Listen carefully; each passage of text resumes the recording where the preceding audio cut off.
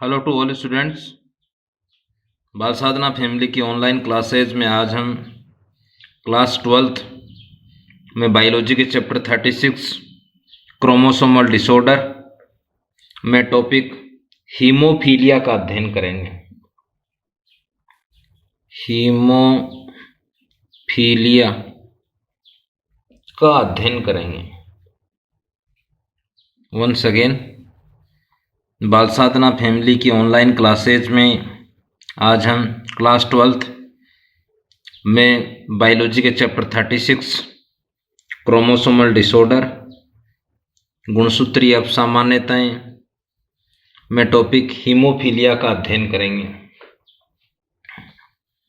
हिंदी में ही बोल देंगे इसे हीमोफीलिया। ये सामान्यतः हिंदी में इसे बोलते हैं रक्तस्रावी रोग।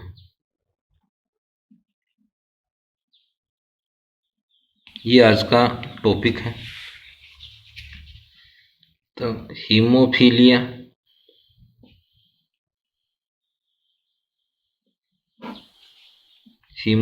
बोल देंगे हिंदी में भी।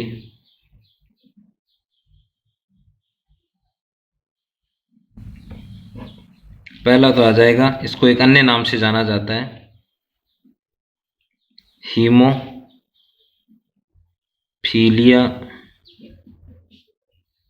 को ब्लीडर डिजीज भी कहते हैं। कौन सी डिजीज कहते हैं? ब्लीडर डिजीज भी कहते हैं। हिंदी में कह देंगे इसे रक्त स्रावी रोग भी कहते हैं। ये तो इसका अन्य नाम हम बोल सकते हैं। अब देखो, इस हिंदी अर्थ में देखें, रोग डिजीज किसे कहेंगे? सामान्यतः एक वैसे चैप्टर आएगा आपके पूरा डिजीज का। शरीर की अस्वस्थ दशा को बोलते हैं। शरीर की अस्वस्थ दशा को रोग कहते हैं, डिजीज कहते हैं। और यदि अस्वस्थ दशा किसके कारण है? मानव में या मानव की देह से निरंतर रक्त का स्राव हो रहा है। एक स्थिति ऐसी आती है कि कुछ समय पश्चात ही, कुछ ही मिनटों में ब्लड की कमी होने पर व्यक्ति की मृत्यु हो जाती है। इसलिए इस रोग का नाम रखा गया रक्तस्रावी रोग, हीमोफीलिया रोग। देखो वंस अगेन, अन्य नाम ब्लीडर डिजीज, रक्तस्रावी, शरीर की अस्वस्थ दशा को कहेंगे। इसमें क्या है? देह से निरंतर छोटा सा घाव होने पर, सामान्य घाव होने पर रक्त बहने लगता है। दूसरा देखो, हीमोफीलिया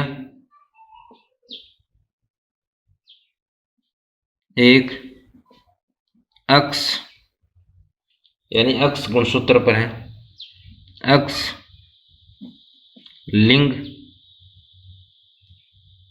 संलग्न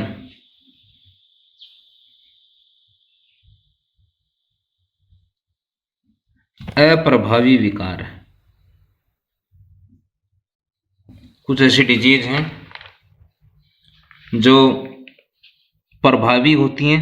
ये अक्सलगन विकार, अप्रभावी विकार है। कहने का अर्थ है, इसमें जो त्रुटिपूर्ण जीन उपस्थित होते हैं वो अक्स लिंग गुणसूत्र पर होते हैं। इसमें त्रुटिपूर्ण जीन, अप्रभावी जीन भी बोल सकते हैं, अप्रभावी जीन अक्स लिंग गुणसूत्र पर उपस्थित होती हैं।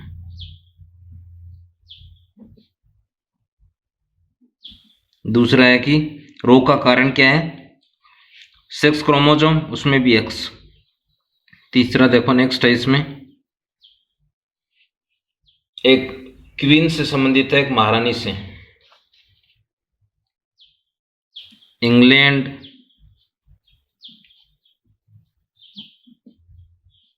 की पूर्व रानी विक्टोरिया भी इस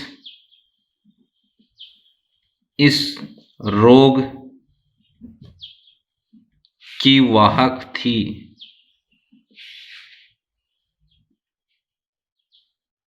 अतः हीमोफीलिया को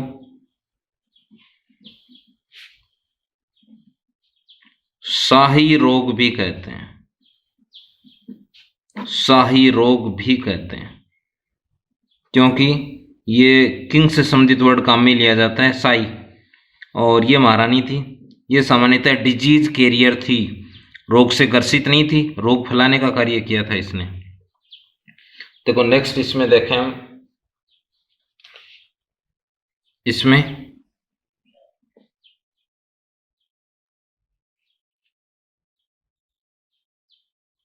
इसमें रुधिर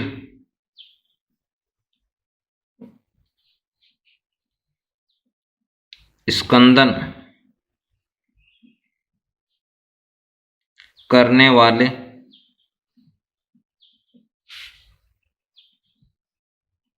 कारकों, ध्यान कर लेना, रुधिर स्कंदन के टोटल 13 कारक हैं। क्रमबद्ध इनके नाम भी दिए गए हैं, एक अन्य चैप्टर में पढ़ेंगे, वहां केवल नंबर ही आएगा, इनके नेम नहीं आएंगे, ये आगे कॉलेज में बिंदु देखने को मिलेगा। तो ब्लड से संबंधित 13 कारक पाए जाते हैं, सभी प्रोटीन हैं। तो ये बोल सकते हैं इसमें रुधिर स्कंदन करने वाले कारकों का पीड़ित व्यक्ति में अभाव होता है। किसका अभाव होता है? ब्लड क्लोटिंग करने वाले फैक्टर। ब्लड में कितने उपस्थित हो सकते हैं ये कारक?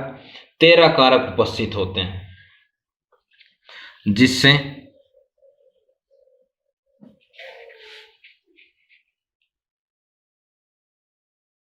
हीमोफीलिया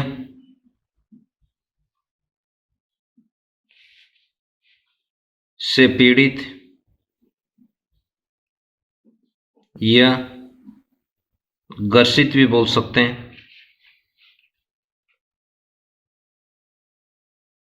जिससे हीमोफीलिया से पीड़ित या ग्रसित व्यक्ति की देह पर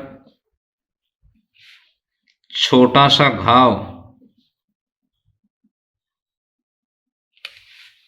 घाव होने पर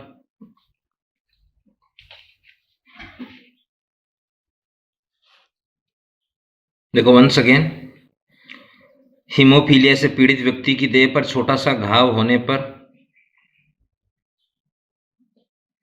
घाव वाले स्थान से निरंतर रुधिर बहता रहता है,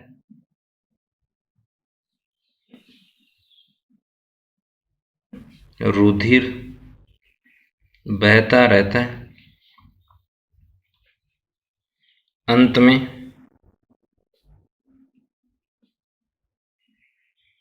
व्यक्ति की मृत्यु हो जाती है। ये काफी जटिलता इसमें देखने को मिलती है। अब देखो अगला है इसमें, हीमोफीलिया की पहचान। कि सामान्य रूप से अगर हम कॉमनली कैसे पहचान कर सकते हैं कि हीमोफीलिया है कि नहीं है? यदि किसी व्यक्ति को सामान्य चोट लगती है, सामान्य कोई घाव होता है, उससे निरंतर 5 से 7 मिनट यदि ब्लड बह रहा है, तो ये मान सकते हैं कि उससे हीमोफीलिया रोग है।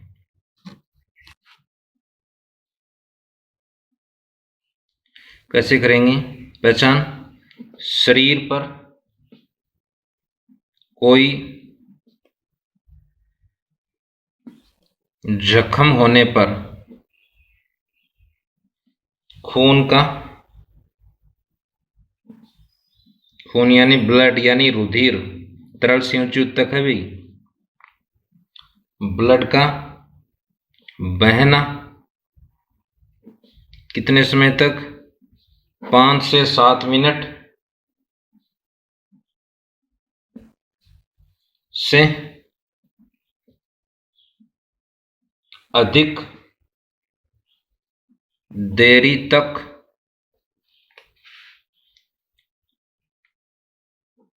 बंद न हो, तो उसे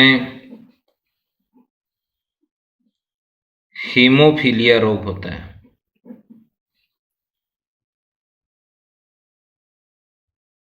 तब उसे हीमोफीलिया रोग होता है या उसे हीमोफीलिया रोग कहते हैं। सामान्य अर्थ भी बोल सकते हैं अपन इसे। देखो क्या है, यदि किसी व्यक्ति को सामान्य जख्म होता है, सामान्य चोट लगती है, चोट वाले स्थान पर, घाव वाले स्थान पर यदि निरंतर 5 से 7 मिनट से अधिक देरी तक रुधिर यदि बहता रहता है निरंतर, यानी बंद नहीं होता है, बंद होने का अर्थ है क्लोट नहीं होता है, स्कंदन नहीं होता है, या इसको हिंदी शुद्ध हिंदी में बोलते हैं थक्का नहीं बनता है, तो उसे हीमोफीलिया रोग कहते हैं। अब देखो महिलाओं में भी एक जटिलता मानी जाती है कुछ अंश में, अगर हम लें यदि कलर ब्लाइंडनेस की तरह ये भी क्या है, सामान्यतः पुरुषों में होता है, ऐसा नहीं कि महिलाओं में नहीं होता है, सामान्यतः पुरुषों में होता है। महिलाएं इसमें वाहक होती हैं, महिलाएं ग्रसित भी हो सकती हैं जब त्रुटिपूर्ण जीन दोनों अक्स लिंग गुणसूत्र पर उपस्थित हो। देखो ये बोले हैं अपन, हीमोफीलिया सामान्यतः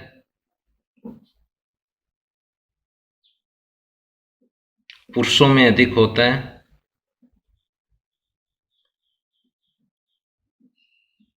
क्योंकि पुरुषों में एक ही अक्स लिंग गुणसूत्र पाया जाता है। उसका कारण है एक ही अक्स लिंग गुणसूत्र पाया जाता है, जबकि वुमेन्स में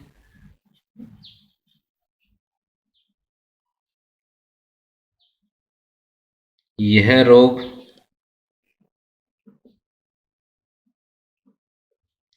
त्रुटिपूर्ण जीन के दोनों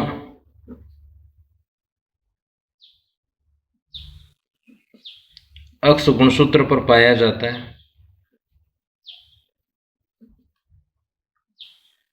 तभी होता है।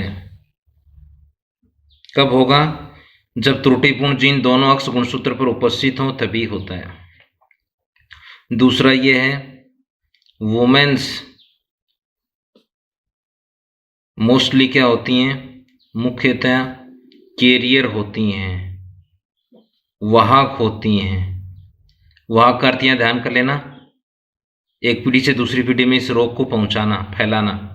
अब देखो महिलाओं में एक जटिलता और होती है, इसमें जटिलता ये है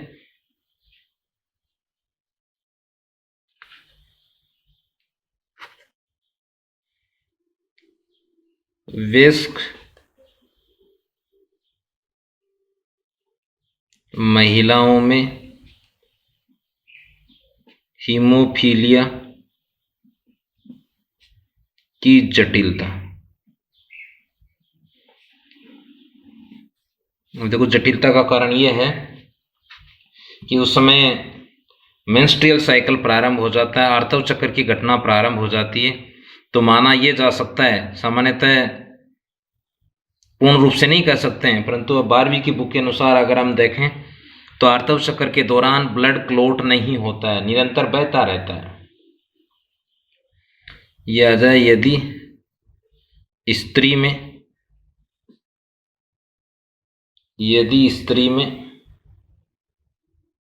दोनों अप्रभावी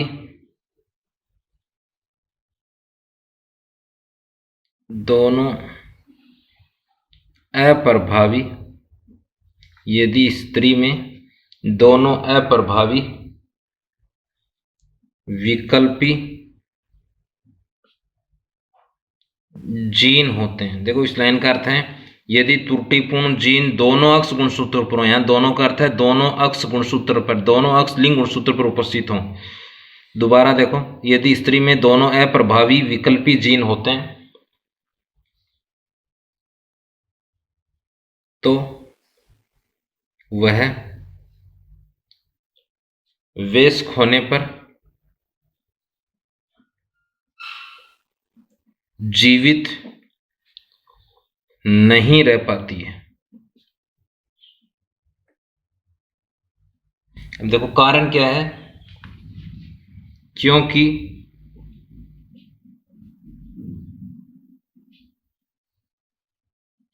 मासिक धर्म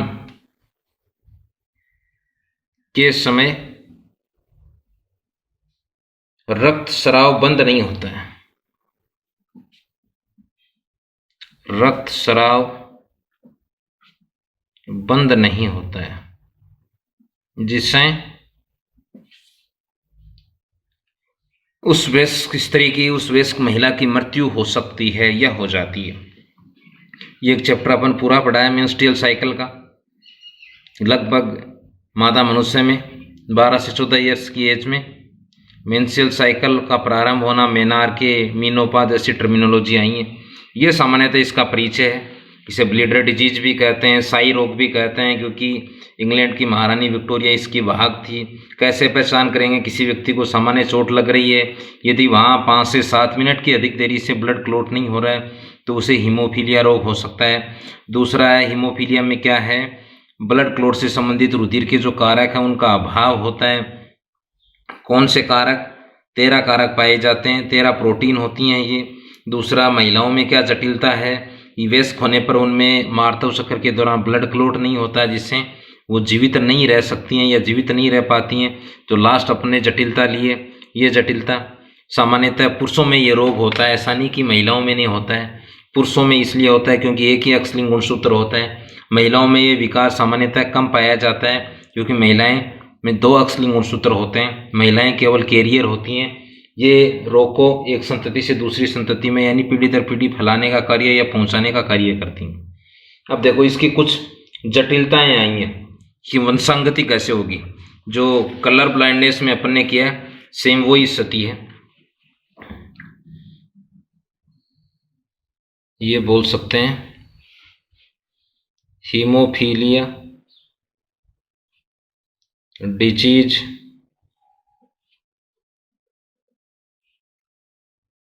की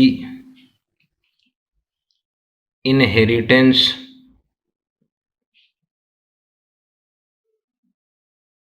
निम्नानुसार होती है, निम्नानुसार होती है। अब देखो पहले कंडीशन जान लेते हैं अपन। यदि ये है तो वो आ जाएगा सामान्य पुरुष। यदि मैं ये लिखूं एच का अर्थ है यहाँ हीमोफीलिया, तो वो गर्षित पुरुष, हीमोफिलिक पुरुष भी बोल देते हैं। ये लिखें तो सामान्य महिला, 2 अक्ष हैं।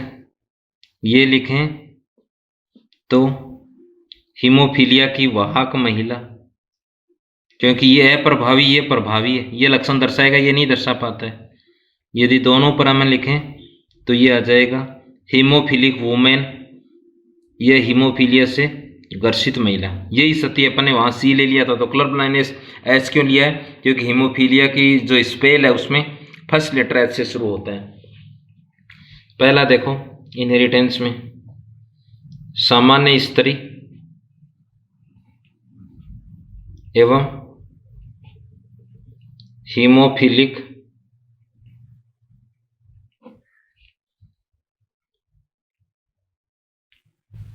पुरुष की संतानों में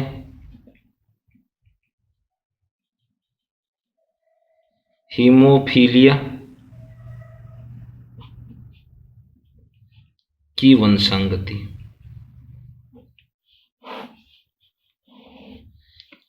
स्त्री कैसी है, सामान्य P1 P2। पहला अगर हम पुरुष ले रहे हैं तो ये आ जाएगा हीमोफिलिक पुरुष। ये कैसा आ जाएगा, सामान्य स्त्री। देखो ऐसे इसको सिंबल में दर्शा सकते हैं। ये मेल के लिए जो अब लगाया मैंने, ये फीमेल के लिए। हीमोफिलिक पुरुष को कैसे दर्शाएंगे, ऐसे। सामान्य स्त्री को कैसे दर्शाएंगे, ऐसे। नेक्स्ट प्रोसेस क्या होगा, मियोसिस क्या बनेंगे, गैमीट, एक ही या एक ही, ऐसे बोल सकते हैं। यदि ये दोनों आपस में पेयरिंग दर्शाएंगे प्रोजेनी में तो ये स्थिति निकल के आएगी। यदि ये दोनों पेयरिंग दर्शाएंगे तब ये स्थिति निकल के आएगी। यदि ये दोनों पेयरिंग दर्शाएंगे तो ये स्थिति निकल के आएगी। ये दोनों पेयरिंग दर्शाएंगे तो ये स्थिति निकल के आएगी। ये प्रोजेनी हैं, इन प्रोजेनी में ये स्थिति रहेगी। ये देखो ये वाई आएगा यहाँ, वाई। ये किसको दर्शाता है, पुत्री को, तो इसको बोल देंगे एक पर है तो एक पर क्या कहते हैं, वाहक पुत्री। तो ये है वाहक पुत्री। ये भी कैसी होगी, वाहक पुत्री। ये कैसा है, सामान्य पुत्र। ये कैसा है, सामान्य पुत्र। यानी ऐसी स्थिति में जो पुत्र उत्पन्न होंगे वो सामान्य उत्पन्न होंगे। देखो दूसरी अगर स्थिति हम लें कि अन्य स्थिति क्या हो सकती है, इसमें आ जाएगा जैसे हीमोफिलिक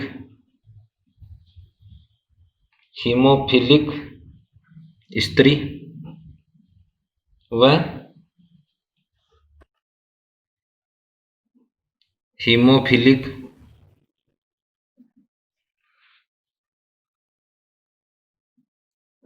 पुरुष में हीमोफीलिया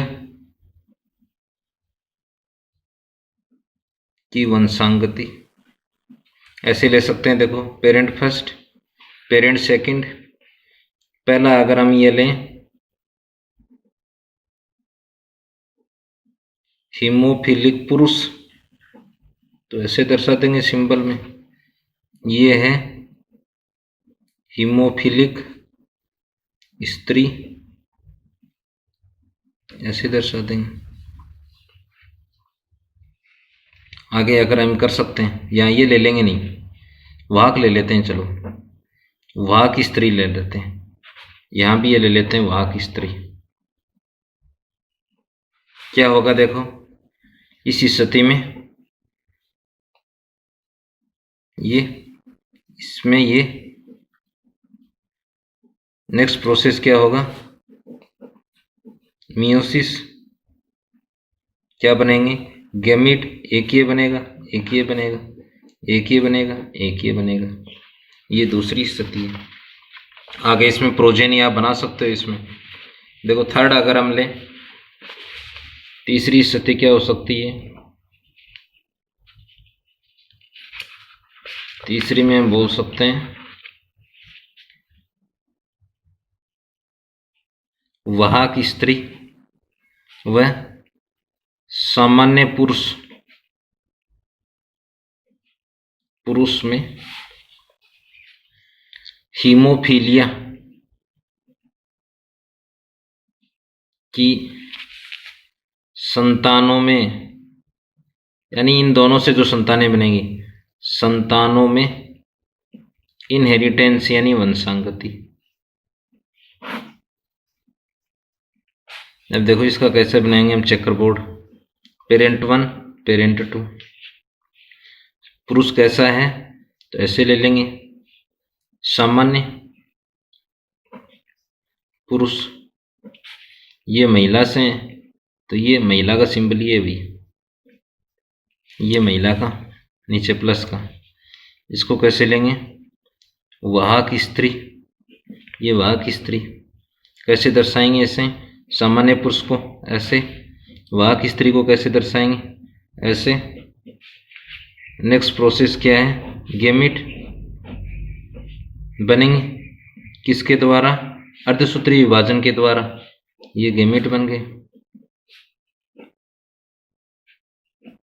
इनको बोलेंगे युग्मक। अब आगे इनमें प्रोजेनी बना सकते हैं इन दोनों का क्रॉस में।